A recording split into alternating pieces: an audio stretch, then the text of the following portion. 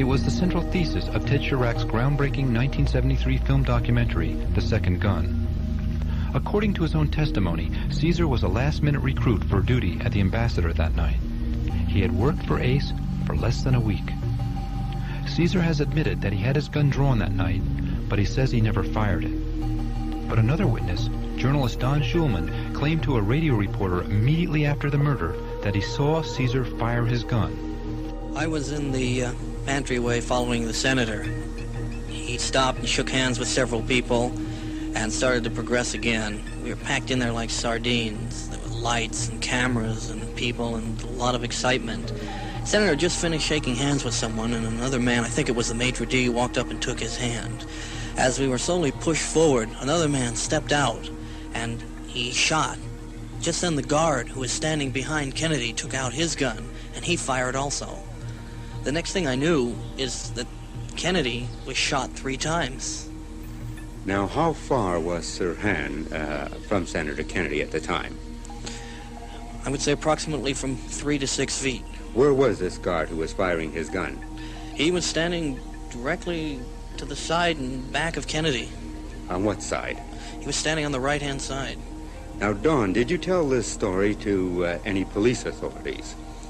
I told the story to several different people, including several police authorities. Right after it happened, I insisted the senator was shot 3 times. I was told by the police... Which police?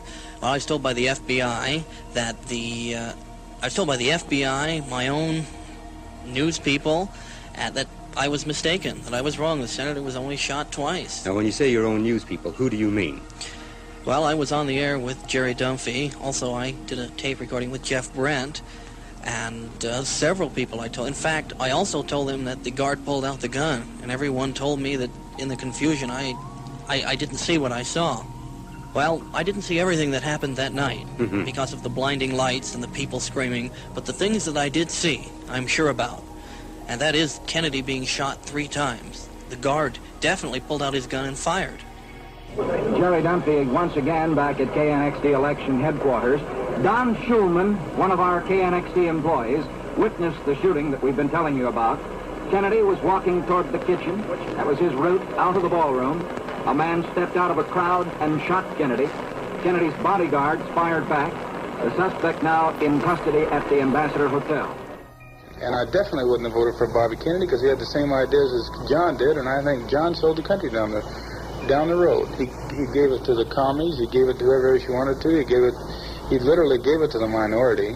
He says, here, this is it. You take over. I'm giving it to you. You run the white man. Nobody should be run. I'm not saying that the white should be the slave to the black or black the slave to the white, but he turned the pendulum too far the other way. I'm not a Democrat. Yeah. So it had nothing to do with that. I was going down there just for the money. Now, who did you vote for in November? Wallace. Pardon me? George Wallace. The people in Europe, I don't care where you go, hate our guts. They do? They hate us. They'd like to stick a knife in our back. I want to know why? Because they're tired of us giving them everything. They've had it crammed down their throat for so many years. It's just like the black man. The black man now, for the last 4 to 8 years, has been cramming this integrated idea down our throat, and so you learn to hate them. And one of these days, at the rate they're going, there's going to be a civil war in this country. It's going to be the white against the black, and the only thing I'd say is the black will never win. If that bullet which killed Kennedy, that was an inch away from his head, this bullet didn't come from Sirhan. Did not come from Sirhan. Because he never got that close. He was not an inch away from Kennedy's head because he was across the room on this ice thing, and the room, I don't know the dimensions of the room, but he was not an inch away. Was it possible for Sirhan to get behind you and behind Senator Kennedy and shoot from behind? No, this was completely impossible because Sirhan was in front of me and he didn't have no way to go behind me, to come behind me, to shoot from behind me. You're sure? I'm 100% sure, yes. Oh, yes. I had the gun after the second shot. I had his hand with the gun in complete possession. Did you see any security guards in that kitchen pantry? There was a security man somewhere behind me.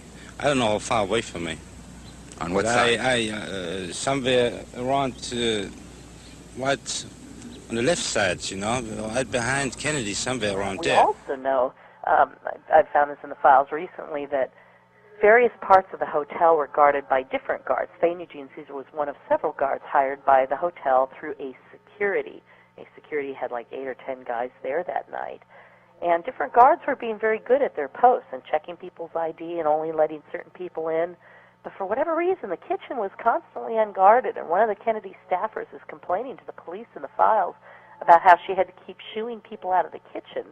No one was supposed to be there except press people, you know, or, you know, certainly Robert Kennedy and his immediate, you know, attendants. But the person who was charged with guarding the kitchen door was Thane Eugene Caesar. So, I mean, if you wanted to have a guy, you know, in there to make sure Sirhan got into the room, because frankly, if your patsy doesn't get in the pantry, the whole plot is off, right? You know, you got to get him into the pantry, and the only way to do that is to make sure whoever's guarding the room is going to let him in. So I find it really interesting that Thane Eugene Caesar was the guard stationed at the kitchen that night.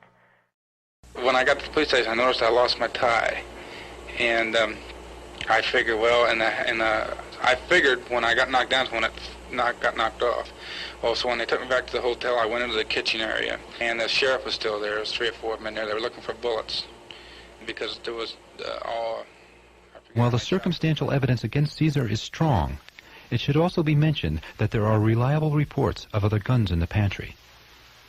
Dr. Philip Melanson is the director of the RFK Assassination Archives at the University of Massachusetts, and he has investigated these reports.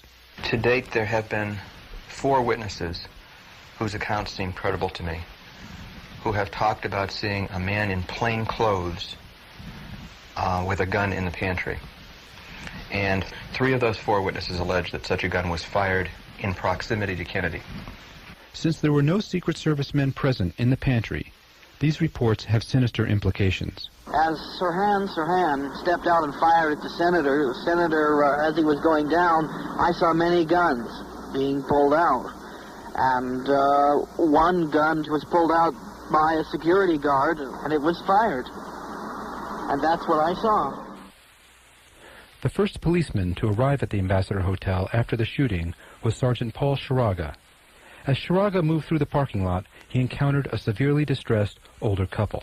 I asked them what had happened, and the woman related that her and her husband were outside the embassy room when a young couple in their late teens or early 20s, the girl wearing a polka dot dress, came running by them shouting, "We shot him, we shot him, we killed him."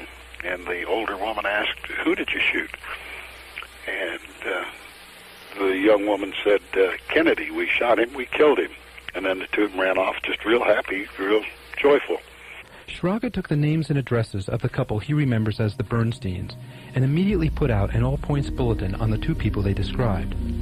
He wrote a report in triplicate with this information and sent it to headquarters. Shraga's APB would soon be canceled over his objections. His reports would vanish. A couple of weeks later, I went to refer to him for one reason or another, and they were all missing. And I asked one of the day watch sergeants if he knew anything about it, and he stated that 2 SUS men had been there that day and cleaned out all the reports. I called them. They denied that they'd even been there. Then apparently they felt they had to make another report, and they made a false interview report